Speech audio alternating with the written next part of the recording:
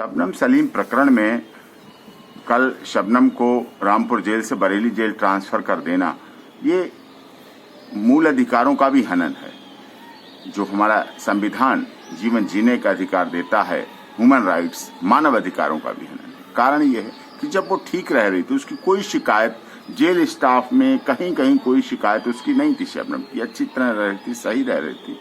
एक जगह व्यक्ति जहाँ रहता उसका मन वहाँ लग जाता है।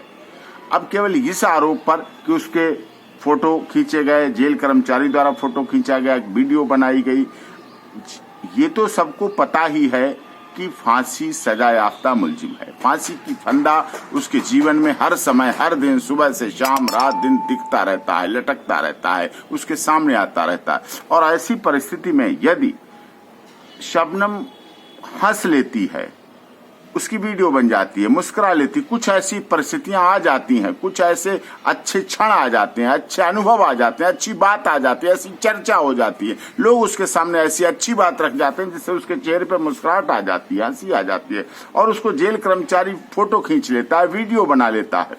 अब होता क्या है, अभी हमारे देश में जो सोशल मीडिया है वो बिल्कुल बाल्यावस्था में, बचपन अवस्था में है। अभी इसका लोगों को नहीं पता क्या दुरुपयोग है, क्या सदुपयोग है, कहाँ पे हमारे इसके डाल देने से मिसयूज हो जाएगा, कहाँ यूज हो जाएगा। एक बचपने की अवस्था में चल रही सोशल मीडिया, और ऐसी स्थिति में इतनी सजा दे देना कि जेल के 2 कर्मचारियों को ऐसी सजा दे दी गई, उनको सस्पेंड कर दिया गया। सोचिए, केवल फोन रखने की वजह से, केवल फोन पे वीडियो रिकॉर्डिंग और फोटो ले लेने की वजह से, और शबनम को भी बरेली जेल ट्रांसफर कर दिया गया, जहां उसके लिए एक अलग है, अनजान है। जेल होती है, लेकिन जेल को सुधार कर ही तो बना रहे हैं। जेल को फांसी घर तो हम बनाने जा रहे नहीं, ऐसा तो है नहीं संविधान में। लेकिन इन सब परिस्थितियों में जो भी शबनम के मूल अधिकार हैं, हमारा भारत का संविधान आर्टिकल 14 कहता है जीवन जीने का अधिकार देता है। तो जीवन जीने का अधिकार है तो सम्मान पूर्वक, मान सम्मान के साथ जीने का, मर्यादाओं के साथ जीने का अधिकार देता है।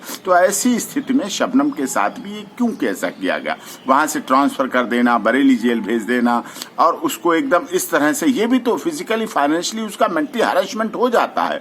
तो उसे जब दिख रहा है कि उसका जीवन और मौत के बीच बहुत करीब समय धागा है, बहुत करीब धागा है, बच भी सकती है, नहीं भी बच सकती, ऐसी धारणा लोगों में है, उसके जीवन में है, उसके मन में है, उसके अंतःकरण में जब ऐसी धारणा है, तो इस स्थिति में उसका ट्रांसफर होना औचित्य विहीन है। और साथ में जो जेल के 2 कर्मचारियों को सस्पेंड किया गया, इस बात की उन्हें सजा दी गई कि तुमने फोटो क्यों खींच लिया, ये उचित नहीं है। उनके लिए उचित नहीं, जेल प्रशासन के लिए उचित नहीं। जेल प्रशासन को अपने अधिकारियों, कर्मचारियों पर भरोसा रखना चाहिए। ये कोई इतना बड़ा विषय नहीं है, ये इतनी लंबी चौड़ी बात नहीं है, इतना बड़ा इसको संगीन लेने की बात नहीं थी जिस पर दिल्ली जेल एडमिनिस्ट्रेशन और सरकार ने ऐसा किया है। उनकी जो सस्पेंशन है वो खत्म होना चाहिए। अगर वहां सही रह रही थी, कोई शिकायत नहीं थी, कोई उसका क्रिमिनल इस तरह का अंदर नहीं था, तो उसको वहां जेल में रखने में कोई प्रॉब्लम नहीं थी। वहां उसकी आत्मीयता थी, वहां लोग अपने थे। और आप अंतिम क्षण की बात कर रहे हैं,